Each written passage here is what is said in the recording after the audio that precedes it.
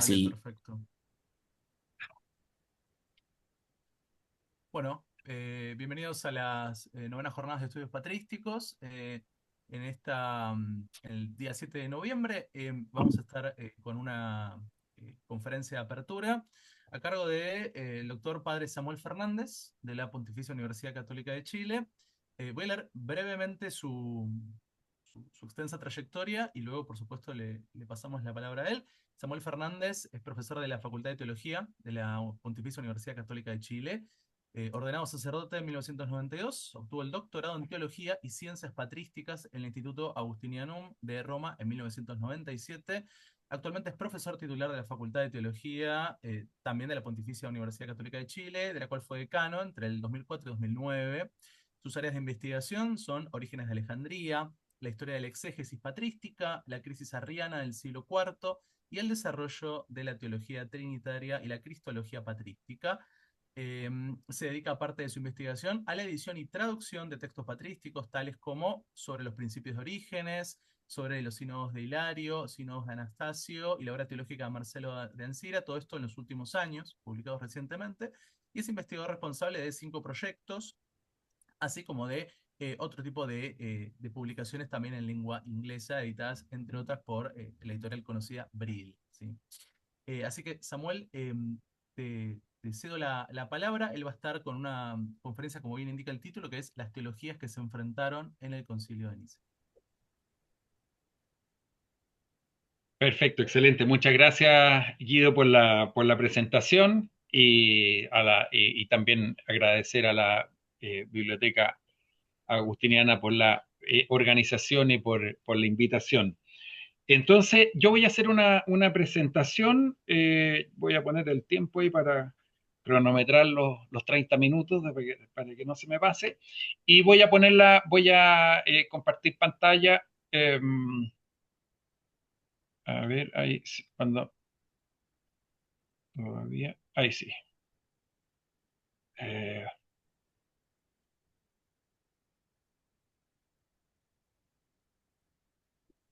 Bien, ahí no sé si se está viendo bien. Se ve perfecto. Excelente. Sí. Bien, entonces, el título, bueno, ahí aparece, ¿no es cierto?, las teologías que se enfrentaron en el Concilio de Nicea. Nosotros tenemos una visión bastante sesgada del concilio, como si fuera simplemente digamos, la oposición entre los partidarios y los enemigos de la divinidad de Cristo, que naturalmente, digamos, la divinidad de Cristo en unas, podríamos decir, como en una segunda derivada, naturalmente que estaba presente en el concilio y en todo esto, pero no había un grupo significativo que estuviera en contra de la divinidad de Cristo. Habían distintas maneras de comprenderla, pero no se puede, no, ni siquiera se puede decir que Arrio era un adversario de la divinidad de Cristo. Él profesa la divinidad de Cristo. Ahora, otro le podía decir, está bien, pero tú dices eso, pero si sacamos las cuentas y deducimos de lo que tú dices, etcétera, etcétera, terminarías por negarla. Y bueno, y eso se puede discutir, pero el punto está en que, digamos, la historiografía posterior ha mostrado la historia del concilio como una cosa muy en blanco y negro, que hasta el día de hoy sigue presente, y no solamente en los manuales, ¿no? Entonces, ¿cuál ha sido el problema? Que el concilio, naturalmente que fue muy polémico, porque se celebró en un contexto de mucha tensión, y lo que sucedió es que no solamente en los siglos posteriores, sino que inmediatamente en las décadas posteriores, ya se comenzó a formar una narrativa, una narración muy poco balanceada, y que en definitiva fue esa la que triunfó. eh, Uno de los que más colaboró con la elaboración de esta narración fue Atanasio, que, digamos, es lo más lejano que uno puede imaginarse a un testigo neutro, ¿no? Porque estaba totalmente involucrado en la controversia y por lo tanto él realiza toda la narración no como un testigo, no como un historiador neutro que quiere, digamos, presentar las cosas como fueron, sino que porque él mismo estaba siendo cuestionado, etcétera, etcétera, ¿no es cierto? Entonces, acá nosotros tenemos como una imagen para tener en la cabeza, ¿no es cierto? Nosotros recibimos los textos de Atanasio, eh, y luego tenemos Sócrates, Sosómeno, Teodoreto, Epifanio, etcétera, etcétera, que de una u otra manera replican la narrativa de Atanasio, pero felizmente nosotros, digamos, estos autores se preocuparon de citar textos. Entonces, el proyecto que nosotros hemos hecho consiste en identificar, naturalmente que esto es un proyecto que viene de muchos años atrás, de inicio del siglo pasado, con Opitz y Schwartz, que independizaron los documentos y luego, en el fondo, la idea es ubicar estos documentos en su lugar teológico, cultural, histórico propio. Entonces, a nosotros nos enseñan que nosotros tenemos que leer los textos en su contexto. El problema es que si nosotros leemos las cartas de Arrio en los textos de Atanasio, ya la carta de Arrio no está en su contexto, sino que está en un contexto adverso. Y así, ¿no es cierto?, a lo largo de toda la tradición. Entonces, el ejercicio que vamos a hacer hoy día es leer fundamentalmente una carta de Arrio, la carta de Arrio a Eusebio de Nicomedia, que posiblemente es el texto más antiguo que se conserva de la crisis arriana, y a partir de este texto ver cuáles son las teologías que estaban enfrentándose y a través de algunos textos de Eusebio de Cesarea nos podremos dar cuenta en el fondo de manera más más compleja, ¿no es cierto?, la tensión, digamos, la controversia teológica que había allí. Y con eso, ¿no es cierto?, podremos hacer una breve lectura del credo con estas ideas en mente, ¿no? Entonces, aquí nosotros solamente lo que vamos a hacer es leer fundamentalmente una carta de Arrio y sobre la base de esta carta, ¿no es cierto?, elaborar cuáles son los parámetros, uy, perdón, ahí se me fue, que aquí me estoy, ya, los parámetros teológicos de la controversia. Entonces, si partimos con este texto, como decíamos, es una carta que es bien interesante porque es una carta que Arrio le escribe a uno que es su protector de alguna manera, o Arrio espera que sea su protector. Entonces, no es una carta propagandística, por así decir, sino que es entre dos personas que tienen cierta familiaridad. Dice, el obispo Alejandro nos persigue muy severamente, incluso hasta vernos expulsado de la ciudad como hombres sin Dios, porque no estamos de acuerdo con él que dice en público. ¿Ya? El carácter público de esto es muy importante. Ahora, qué dice Alejandro? Según Arrio, naturalmente. Pero no, aquí no aparece que Arrio deforme mucho la teología de Alejandro. Dice, siempre Dios, siempre Hijo, simultáneamente Padre, simultáneamente Hijo. El Hijo coexiste con Dios de manera ingénita, generado sin cesar, brote ingénito. Ni en el pensamiento, ni por un cierto instante, Dios precede al Hijo. Siempre Dios, siempre Hijo. El Hijo procede de Dios mismo. Si ustedes se dan cuenta en estas 5 líneas, tal vez hay un elemento que puede ser una deformación de Arrio cuando dice que el hijo coexiste de manera ingénita. Eso yo creo que es la conclusión que Arrio saca de la teología de Alejandro. Pero el resto, ustedes se dan cuenta que es totalmente coherente con la teología de Alejandro. Ahora, si nosotros nos preguntamos aquí el texto, según los manuales, nosotros tendríamos que tener que Alejandro defendía la divinidad de Cristo contra Arrio que la negaba. Pero aquí no vemos, digamos, que el tema central, el tema inmediatamente, digamos, que inmediatamente se está tocando sea la divinidad, sino que es la coeternidad. Entonces, ¿cuál es el tema, cuál es la insistencia de Alejandro? que el Hijo es absolutamente coeterno con el Padre. Ni por el pensamiento, ni por un cierto instante Dios precede al Hijo. Ahí está la clave del problema, como vamos a ver. Ahora, ¿qué es lo que dice Arrio? Que es sumamente importante. Bueno, en primer lugar, digamos, un poco antes, en el encabezado, ¿qué es lo que está diciendo Arrio? Que el problema comenzó por la predicación pública de Alejandro, no por su propia predicación, sino que por la predicación de Alejandro, Arrio reaccionó y Alejandro lo expulsó. ¿Se fijan? Pero en el fondo es importante notar que desde la perspectiva de Arrio, que no es, digamos, es igualmente sesgada que la de Alejandro, no estamos diciendo que... pero desde la perspectiva de Arrio, el problema fue que Alejandro en público, ya no estamos en la escuela de teología que uno puede tener sus propias opiniones, pero él como obispo en público, en la iglesia, propone lo que a su juicio era una teoría legítima, pero que no era propia de la iglesia, digamos, de la regla de fe. Ahora, ¿cómo continúa Arrio? Por consiguiente, o sea, si Alejandro me ha condenado a mí, diría Arrio, porque yo reaccioné contra sus ideas, Eusebio, tu hermano que está en Cesarea, Teódoto, Paulino, Atanasio, Anasargo, Gregorio, Aesio, y todos los obispos orientales que dicen, ¿qué es lo que dicen los obispos? Fíjense que estas líneas que están en amarillo son un resumen hecho por Arrio de la teología de su propia escuela.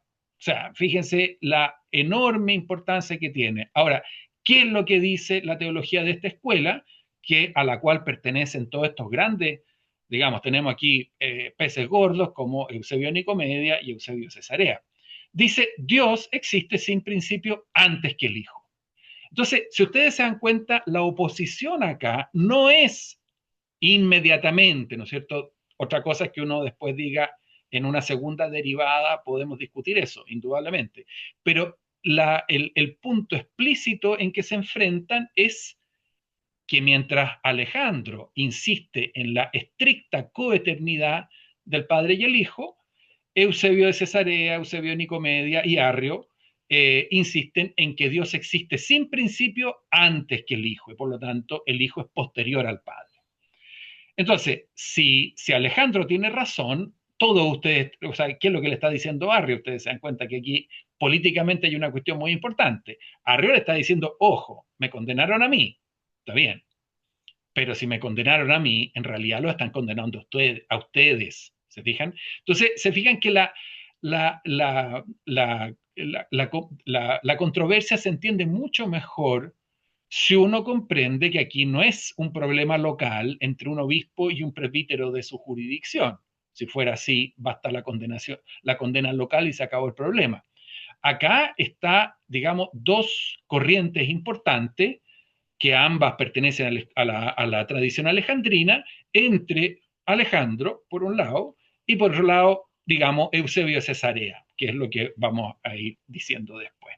Entonces, si Alejandro tiene razón en condenar a Arrio, entonces también estaría condenando a todos estos grandes obispos, incluido Eusebio de Cesarea. Ellos se habrían vuelto anatema, con la excepción de Filogone de Antioquía, Elánico de Trípoli, Macario de Jerusalén, hombres herejes carentes de instrucción, pues al hijo unos lo llaman eructo, otros emisión, otros coingénito. Nosotros no somos capaces ni de escuchar estas impiedades, aun cuando los herejes nos amenazaran con 1000 muertes. Fíjense que en esta página nosotros tenemos la teología de Alejandro, estricta coeternidad, la teología de Eusebio de Cesarea, el Hijo es posterior al Padre, aun si es anterior a la creación, pero es posterior al Padre. Y tenemos una tercera teología que está un poco, aquí sí que está muy deformada, ¿no es cierto? Porque Alejandro pertenece a la tradición alejandrina, igual que Arrio, por lo tanto, digamos, lo trata como alguien que merece, pero estos obispos que son de tradición más bien asiática, eh, ¿qué tienen en común estas tres palabras, eructo, emisión y coingénito? ¿Cómo uno podría entender esto? en el fondo, eructo tiene que ver con el Salmo 44:2, ¿no es cierto? Eh, que habla de que mi corazón eructó, arrojó un logos bueno. Digamos, la emisión, entendemos de qué se trata, y coingénito. Ahora, ¿qué teología está detrás acá? Aquí está la teología de las dos etapas del logos, ¿se fijan? O sea, eructo implica algo que está dentro y que sale hacia afuera. Emisión, algo que está dentro, algo que pertenece y se desprende. Coingénito, ¿qué tiene que ver eso? Claro, si yo digo que el logos es un logos interno que salió hacia afuera, cuando salió hacia afuera fue generado. Eso es lo que dice, por ejemplo, Teófilo de Antioquía, Hipólito en el Contra Noeto, y para qué decir Tertuliano. O sea, la exteriorización del logos es su generación. Ahora, el logos antes de ser exteriorizado estaba al interior. Y si el logos antes de ser generado, y el logos antes de ser generado, ¿cómo era? Ingénito. ¿Fijan? Era algo ingénito en Dios que después fue generado. Y por lo tanto, la acusación de decir que son coingénitos, digamos, es una acusación que tiene un cierto respaldo. Luego nosotros tenemos, si seguimos avanzando, no vamos a leer la carta completa de Arrio, sino que yo lo que quisiera hacer es mostrarles una cosa que es bien importante, y es el hecho de que esta teología de que el Hijo es posterior al Padre no es un invento, sino que efectivamente tiene un respaldo en, digamos, personajes tan importantes como el propio Eusebio de Cesarea. Acá nosotros tenemos tres fragmentos que están tomados de la carta, perdón, de la demostración evangélica, que es una obra que, si bien no tenemos una fecha exacta, posiblemente proviene de la, de algunos años antes del inicio de la crisis arriana. Entonces, acá nosotros tenemos algo que es bien importante, y el hecho de que tenemos la teología de Eusebio de Cesarea antes del inicio de la crisis. Ahora, ¿qué es lo que dice Eusebio en esta obra? Que lo dice de una manera que no es polémica, no está luchando contra alguien, sino que está simplemente exponiendo su propia teología. Dice así: el rayo coexiste con la luz, ¿no? Sabemos que digamos, la metáfora del rayo y la luz fue una metáfora muy importante para explicar la teología trinitaria.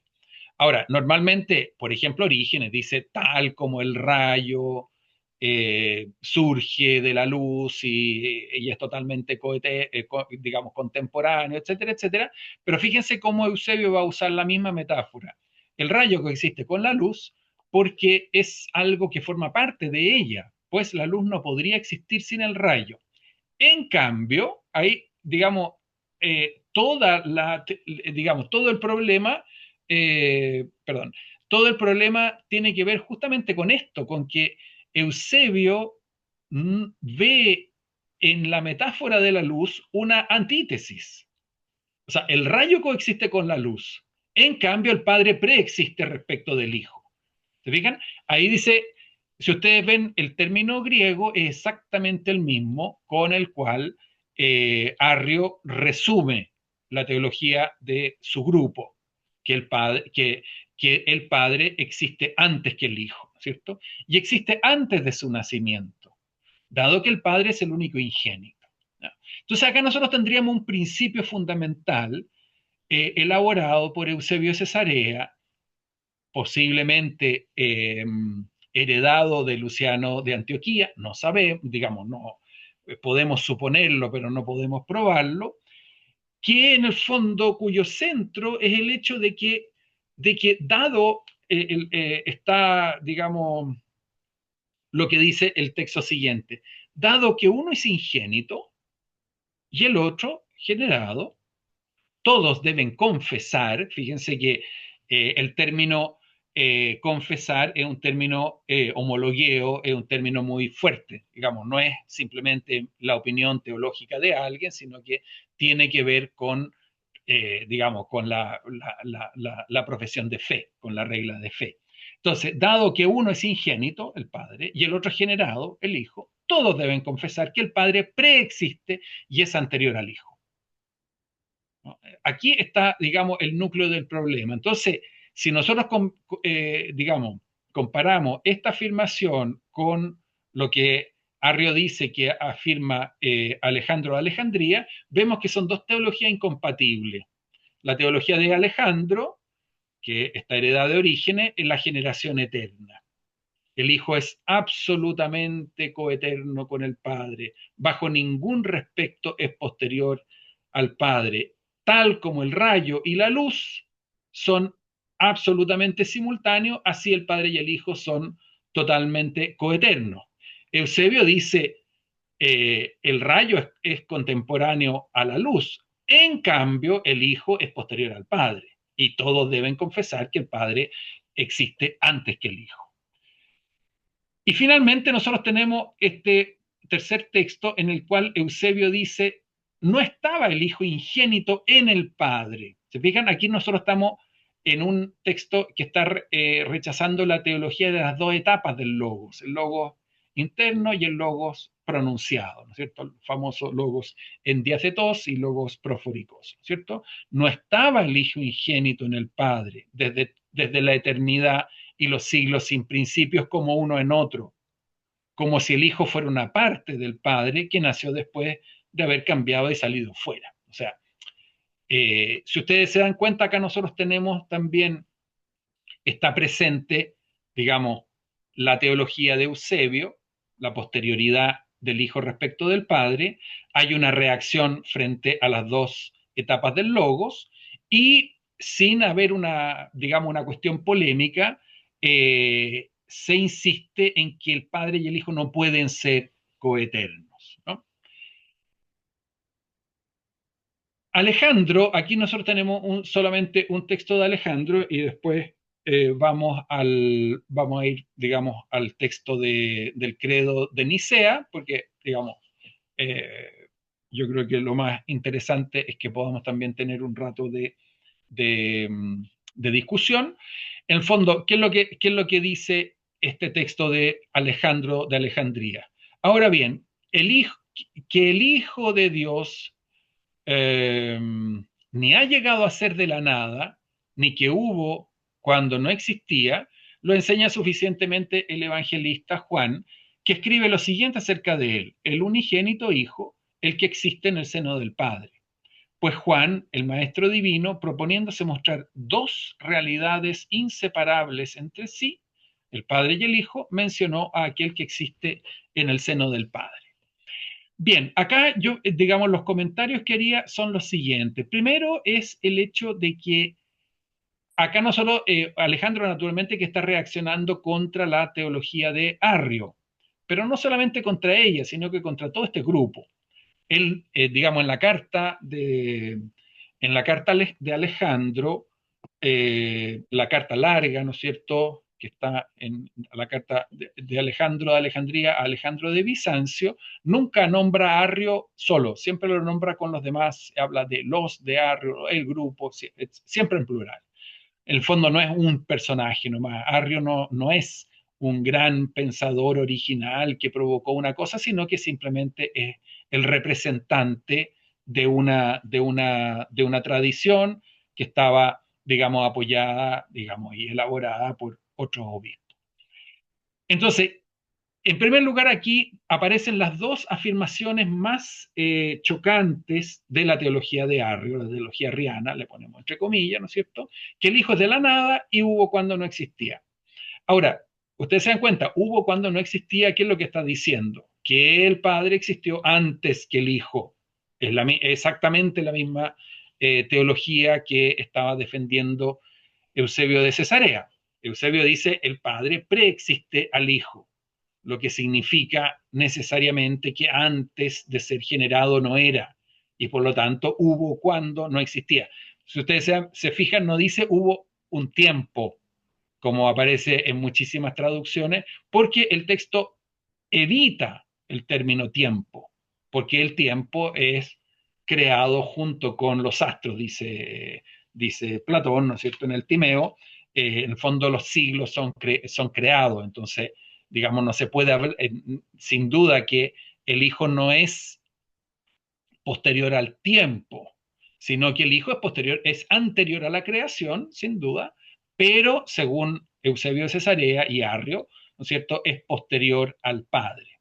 Ahora, si hubo cuando no existía, si hubo cuando el Hijo no existía, ¿qué quiere decir eso? Eh, Perdón, si hubo cuando el Hijo no existía y el Hijo no proviene de algo que estaba en Dios, tampoco proviene de algo de fuera, porque los cristianos no creen en la materia preexistente, entonces proviene de la nada. La nada, naturalmente, que aquí no es como quien dice ¿cómo decirlo? La causa material del hijo, obviamente, ¿no es cierto? Sino que, ¿qué es lo que se está diciendo? Si puedo hacer una paráfrasis, ¿no es cierto? Teófilo de Antioquía diría, antes de la generación, el hijo era algo en Dios, era logo interno. Arrio diría no, y Eusebio diría, antes de la generación el hijo no era, no existía. Por eso es que hubo cuando no existía. Digo esto para afirmar que estas dos afirmaciones, que son las más famosas, no son dos afirmaciones independientes, sino que una requiere de la otra. Si hubo cuando no existía, es que antes de existir no existía, obvio, ¿no es cierto? Eso quiere decir de que no proviene de algo en Dios, sino que de nada. Y por otra parte también, aquí es importante notar que Alejandro habla de dos pragmata dúo, y esto es muy importante porque en Alejandro no hay absolutamente un átomo de sabelianismo, monarquianismo y cosas así, que eso también aparece a veces en los manuales, porque en el fondo la polémica posterior fue entre, digamos, la tendencia más arrianizante y la tendencia más monarquiana, y por lo tanto se proyecta al periodo inicial. Pero es muy importante notar de que en Alejandro no hay absolutamente ninguna tendencia monarquiana. Decir que son el padre y el hijo son dos pragmatas es lo más antimonarquiano que uno puede pensar, porque pragmata es tan fuerte como hipóstasis, ¿no? Ahora, son dos pragmatas que están que mutuamente son inseparables, ¿cierto? Entonces, acá nosotros ya tenemos lo que después los capadocios van a poder desarrollar sobre la teología de la relación. ¿Se fijan? Dos pragmatas que son eh, inseparables mutuamente. Entonces aquí nosotros tenemos como una especie de cuadrito que recoge todo esto, ¿no es cierto? Filogonio y Teófilo diría, claro, el logos existió desde siempre como logo interno y luego fue generado y después se volvió hijo, el mediador de la economía. Para Eusebio, aquí yo debería haber puesto Orígenes y Alejandro. ¿Eh? Orígenes y Alejandro, la generación eterna. No hay dos etapas, ¿no es cierto? En Eusebio y Arrio, primero está Dios solo y luego Dios hace que el Hijo comience a existir. Y posteriormente este Hijo se vuelve mediador de la creación. ¿Se fijan? Entonces acá nosotros tenemos tres explicaciones al origen del Hijo, tres explicaciones al origen del Hijo que son incompatibles. Una dice, primero el Logos era interno y cuando Dios decidió crear, generó a su Logos desde sí mismo. Y ahí el Logos se transformó en Hijo. Orígenes va a decir, no, desde siempre, aquí no hay tiempo, no podemos ver etapas, desde siempre el padre está generando al hijo y por eso que hijo y padre, ¿no es cierto?, son términos recíprocos. Y este hijo se va a volver después mediador de la economía. Eusebio reacciona contra la teología de las dos etapas del logo porque le parece que eso implica que Dios no es simple y dice, bueno, cuando Dios existió desde siempre él solo y cuando quiso cuando decidió crear el mundo, entonces hizo existir al Hijo, generándolo, ¿no es cierto? Pero no como una parte de sí mismo que salía hacia afuera, sino que lo generó en el sentido, digamos, lo hizo existir en el sentido fuerte. Arrio se va a atrever a decir, entonces proviene de la nada. Eusebio no lo dice así, pero evita una cosa de ese tipo, pero fundamentalmente la teología es la misma, ¿no? Bueno, aquí ya para ser fieles a la hora, eh, aquí está, digamos, una de las versiones más antiguas del credo de Nicea, completo, ¿no es cierto?, en las obras de Atanasio. Y aquí yo me atrevería a decir dos cosas, digamos, en 2 minutos, ¿no es cierto? O sea, si el problema no era la divina, digamos, el problema que se estaba discutiendo directamente, ¿no es cierto? No era la divinidad del Hijo, sino que la coeternidad o la posterioridad atemporal del Hijo.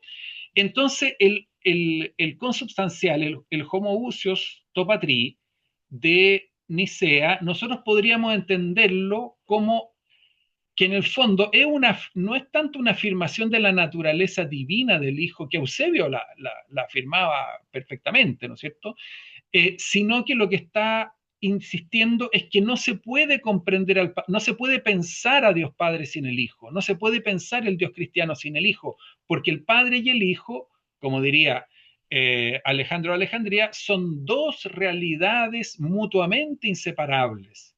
Entonces, el consubstancial se podría estar diciendo que es como digamos, constitutivo, o sea, el hijo y el padre no pueden ser pensados de manera independiente. Y por lo tanto, ¿no es cierto?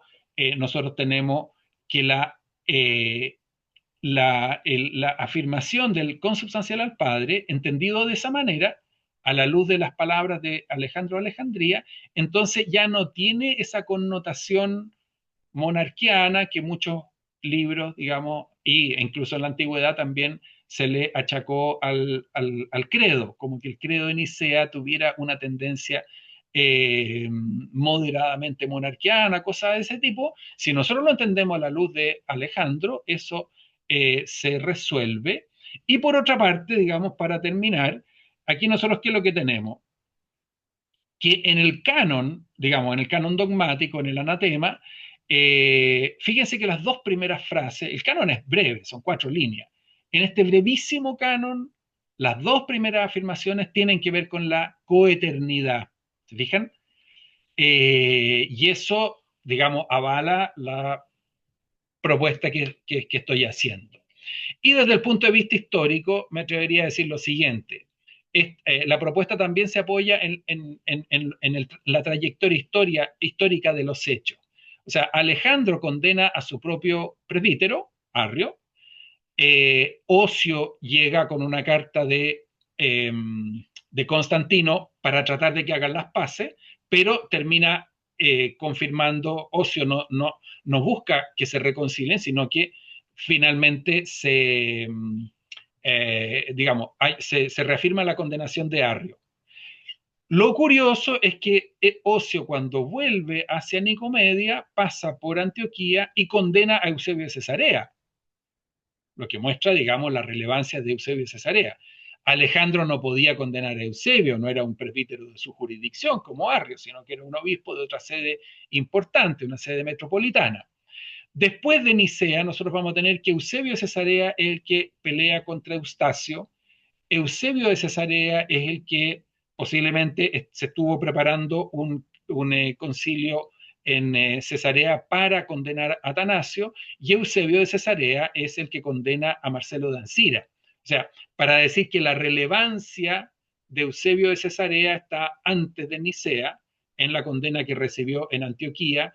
Posiblemente durante el concilio, Eusebio de Cesarea presenta su credo no digamos, no como una simplemente de manera espontánea, sino que a él le exigen que profese su fe para ver si se le levanta la condena o no. ¿No es cierto? De alguna manera el Concilio de Nicea se puede entender como una especie de tribunal de apelación para Eusebio. Entonces, toda la trayectoria de Eusebio muestra que Eusebio es mucho más importante y que Arrio es mucho menos importante de lo que la historiografía, ¿no es cierto?, ha afirmado.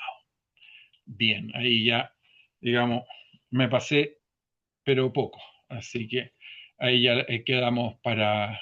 No sé si viene ahora un diálogo o viene otra, no recuerdo cómo es él. Sí, bueno, primero muchísimas gracias Samuel por la exposición, interesantísima, es brillante.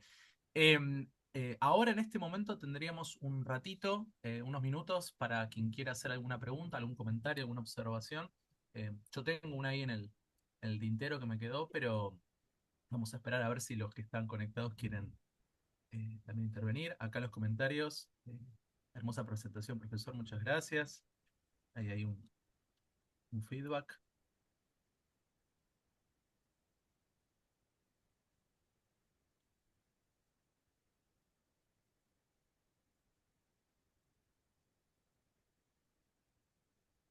Bueno, yo, si querés, Héctor, Héctor levantó la mano, así que te damos la palabra. Perdón, una cosa Bueno, práctica. Yo no sé si pueden, si tienen el PDF, acceden al PDF la gente que llegó después porque a veces cuando uno llega, cuando uno entra y eh, Padre y está en Samuel, el chat. ahí lo acabo de subir. Padre Samuel, lo pueden descargar. Está ahí ya para quienes lo quieran. Lo pueden Ah, ver en perfecto. el chat. Acceden y cliquean y lo pueden bajar. Muy bien. Piano, y también lo podríamos, si esto se sube a YouTube, lo podemos dejar en el link. Exacto, Ah, sí, perfecto. sí. Puede quedar en el link también. Sí, exacto, exacto, Guido. Así será, así será. Sí, ya estuvimos compartiéndolo también por mail al comienzo de la conferencia. Ajá, gracias. Desde ya, muchísimas gracias, Padre Samuel, ¿no? Por tanta erudición este día, esta mañana. Gracias.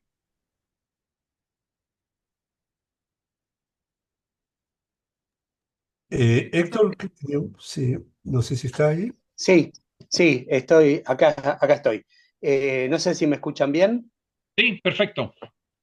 Genial. Bueno, primero agradecerle al padre por esta presentación que para mí fue completamente ilustrativa, muy buena. En la medida que pude seguirla, viniendo de la historia, a veces la teología, las sutilezas teológicas se nos vuelven un poco difíciles de asimilar.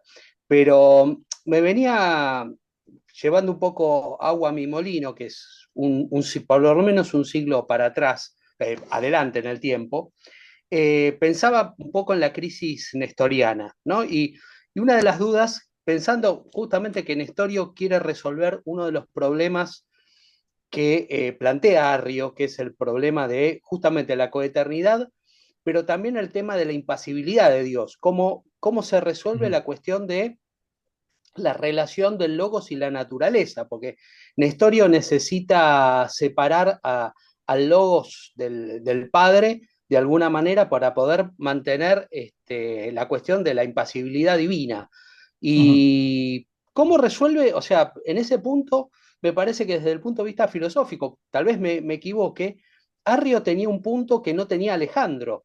O sea, la postura de Alejandro crea un problema filosófico, es como esto de que los concilios siempre crean problemas nuevos al tratar de resolver viejos, ¿no? ujú. ¿Usted cómo lo ve esto? A ver, yo creo o sea, en el hay en el fondo, en los últimos años, digamos las últimas décadas, ¿no es cierto?, se ha rehabilitado bastante a Nestorio, en el fondo porque se ha acusado de que la presentación que se hizo de él era inadecuada, etcétera, etcétera, y las fuentes más o menos digamos, le dan la razón a los críticos que dicen de que efectivamente Nestorio no era tan nestoriano como lo han presentado, ¿no es cierto? En el caso de Arrio yo creo que pasa algo distinto, porque Arrio efectivamente afirmó la posterioridad del hijo y afirmó que el hijo proviene de la nada. O sea, eso Arrio lo mantuvo absolutamente. Ahora, Alejandro podía decir, si tú dices eso, entonces estás negando la divinidad del hijo. Y ahí podríamos discutir si es legítimo lo que dice Alejandro o no. pero en el fondo, digamos, por lo menos mi presentación no descarga a Arrio de esas afirmaciones fuertes. Ahora, el problema luego es el siguiente, que efectivamente o sea, una vez que se aclara la plena eternidad y divinidad del Logos divino, entonces hay que ver cómo lo digamos, lo unimos a la humanidad, a Jesús de Nazaret, ¿no es cierto? Entonces, claro, ahí qué es lo que pasó, por una parte Apolinar, que era de la misma línea de Atanasio, etcétera, etcétera, lo que hizo fue reemplazar el nous humano por el logos divino, ¿no es cierto? Y le quedó un compuesto que era cuerpo humano, alma sensitiva humana y logos divino, y de esa manera entonces las pasiones, digamos, los sufrimientos corporales, ¿no es cierto?, los recibía el cuerpo, las angustias las recibía el alma sensitiva y el logo se mantenía impasible, ¿no es cierto? Y Nestorio intentó también, digamos, eh, independizar, distinguir al máximo el logos divino del hombre Jesús. Ahora, yo tengo la impresión, ¿no es cierto?, de que la solución de Nestorio tiende a despersonalizar el logos divino. Entonces el logos divino queda más como una dinamis divina, que es plenamente divina, que se hace presente en el hombre Jesús para que Jesús no quede con dos personalidades, ¿no es cierto? Porque en el fondo, el mismo problema, eh, Apolinar dice, bueno, dos realidades con voluntad no pueden convivir en un solo sujeto. Y por lo tanto le quitamos la voluntad humana a Jesús y de esa manera y lo reemplazamos por el logos. Nestorio hace un poquito lo contrario. Yo creo que despersonaliza un poco el logos divino y la voluntad de Cristo es la voluntad humana de Jesús, ¿no es cierto? Entonces, pero efectivamente concuerdo plenamente con el hecho de que, digamos, la clarificación de la teología en Nicea exige una respuesta más acabada para el problema de la encarnación, en definitiva.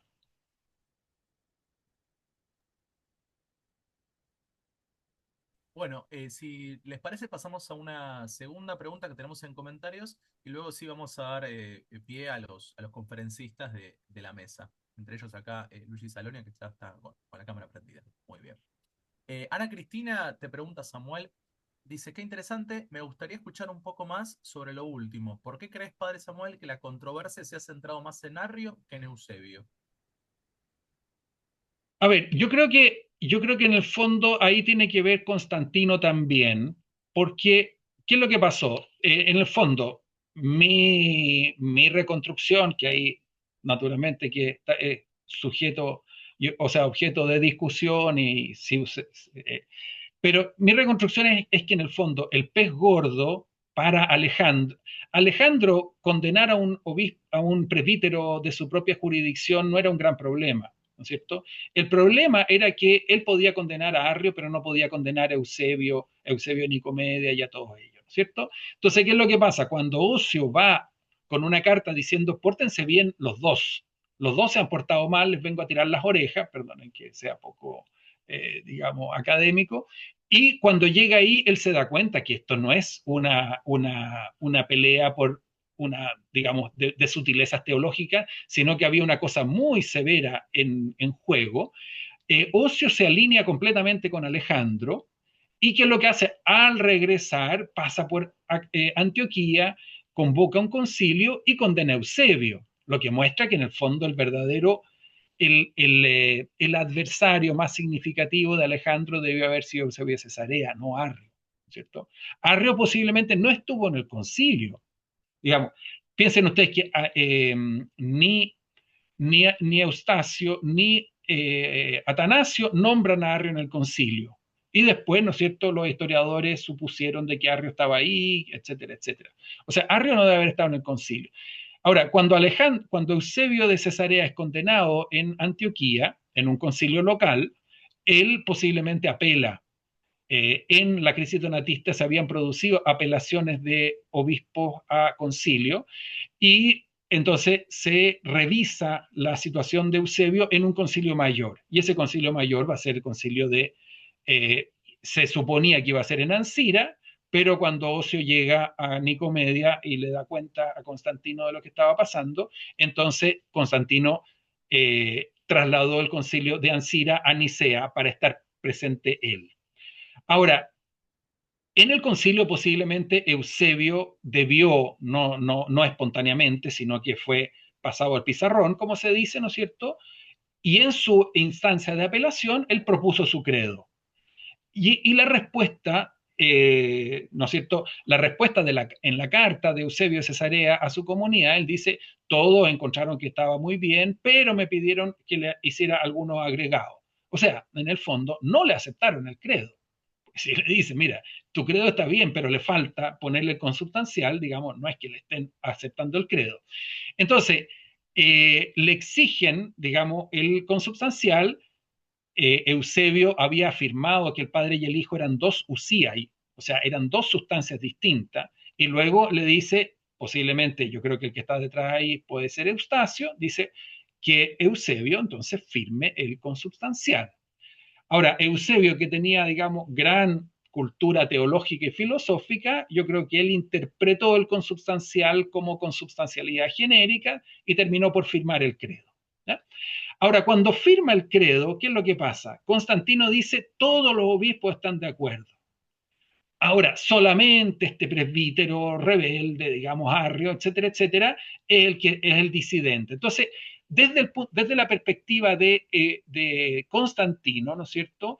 El triunfo de Nicea significa que los obispos están de acuerdo, porque sabemos que solamente dos no firmaron, y además eran digamos, obispos relativamente de segunda categoría desde el punto de vista, sí, de la política eclesiástica. Entonces, en esas condiciones, a todo el mundo le convenía, ¿no es cierto?, mostrar la unanimidad de los obispos en contra del clérigo disidente.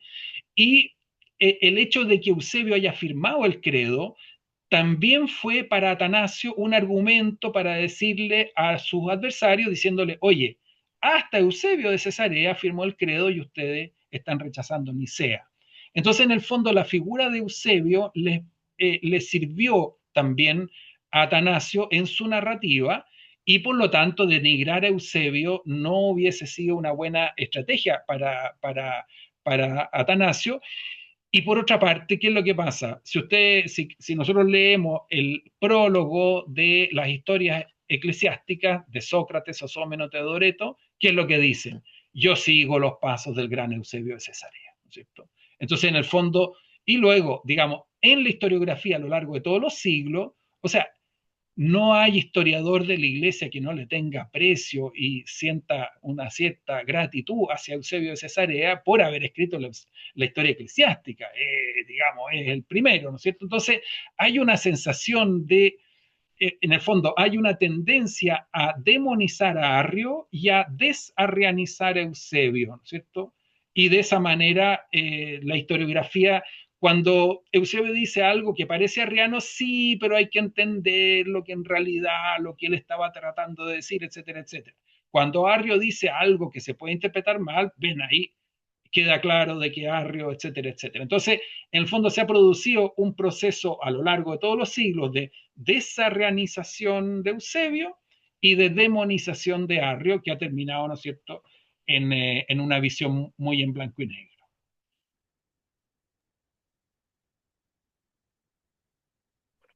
Muchísimas gracias, Samuel.